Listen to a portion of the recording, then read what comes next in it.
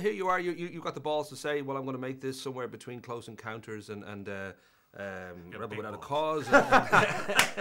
And then you've mentioned Jason Byrne and Starman's kind of in there as well. But of course, a lot of the industry are going to say, hey, there's a sort of Twilight kick here. And I'm guessing at this point, it's something that you really just don't want to hear because it's such an inevitable for a lot of Joe Sixpacks to think that. Well, no, I think that right now, Twilight is sort of the young adult and even moms. I mean, people just love Twilight. So I think if you're in that category, they're going to think you're the next Twilight. But it doesn't bother me at all because I don't think what do you do? That's what it is. This is part of our Twilight is a huge part of our culture.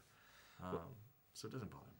Behind the scenes, the great Steven Spielberg and Michael Bay, otherwise known as God and the Devil, I think, in the spirit world. But that notion that Spielberg was, he's on as producer. You've said that you wanted to make a Spielbergian sci-fi movie. Michael Bay initially was going to direct, which would have been interesting, a sort of an art house movie almost from Michael Bay.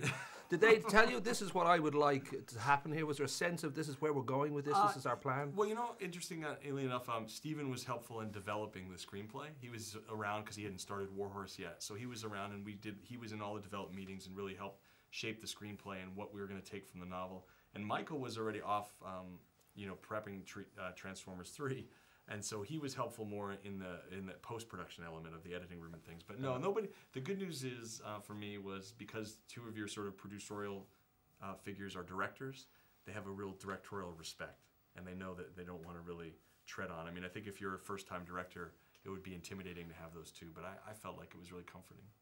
I know this is the first of 6 novels, or the second novel coming from a figure called Pittacus Lore, who's really Joby Hughes and that lying scumbag James Frey. I don't know whether they discussed it. They said, well, this is really what we have in mind for the future reference to what we're going to get to, and we need you to do this in the movie and suggest that. Was there, I don't know if there was... No, I mean, I think those gentlemen were basically... The interesting thing for me was we had a manuscript and no one had read the book yet. And so there was sort of things where it's like in the book, number 6 disappears. And I thought, that might be okay for a book, but that's not going to work on a film. And so I made disappearing teletransporting and changed a lot of things that I thought would cinematically elevate the movie.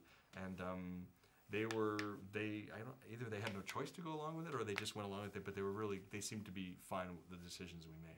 I presume you're agreeing with everything DJ says, Alex. I'm just being quiet. You're more entertainment than I've had all day. I'm just looking, laughing. That's okay. If you just nod and maybe just give a hum every now and again. Just make sure you're awake. Will you just make sure? I was actually going to interrupt at one point and say, actually, Michael was making another art house movie, Transformers. But I thought that joke would have been ruined by yours. We'll edit that back in. We can just jump back to it. But that notion to it that this is, obviously there's always that, love of for any studio for a branding or franchise. And I don't know whether DreamWorks and Disney have sort of suggested it yet or whether they have to really wait and see that opening weekend. I think ultimately you have to wait and see. I mean, you can say that you want to have a franchise and you hope that movies are franchises, but you have to wait and see. You really do. There's nothing, if people go out and respond and then people, I'm sure they're going to want to do another one and there's going to be other books and the other books aren't even written yet. I think you have to wait and see. Every good film needs, every film like this anyway needs a good villain, and you've got the Mogadorians here who are kind of somewhere between the Marilyn Manson fan club and the Weinstein brothers. They seem to have that great, genuinely scary, messed up, and I don't know whether there was, again, reference points for you, whether you thought... Yeah, no, actually, Harvey and Bob, I studied Harvey and Bob, and I thought, like, if we can capture the essence of Harvey and Bob, then together we'd have a really good villain. It's okay, it's ages since they've killed anyone. We're okay to talk about them now. I think it's a long time. A lot of that's been taken away. Yeah. High school, of course, is full of freaks and geeks, and a certain amount of bitches and bullies also mixed in there. And I don't know, I've always thought, in a way, Hollywood, I've lived over there a few times, and it's almost like it's a high school. There is that, there's the jocks, there's the Tim Burton geeks, there's always a sort of a same sort of dynamics. I don't know whether, for both of you, and I know you've moved over recently, whether you really feel this is a great place to be, or whether it does feel sometimes like that high school popularity thing. It's a kind of ratings place. You got to be as good as your next movie, your last movie. I think you're too invested in Hollywood. Me? I just ignore it. All right.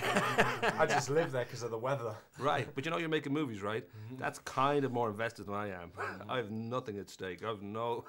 I make movies because that's what I enjoy. It's my hobby, and no, but I understand where you're coming from. But yeah, I just enjoy the weather and make movies. That's what you got to do. Keep your head down, enjoy movies, and Well, that's the thing. Now, I always like you've got a great sort of be great to write a career plan about for people, a guidebook. Like make your first movie when you're 15.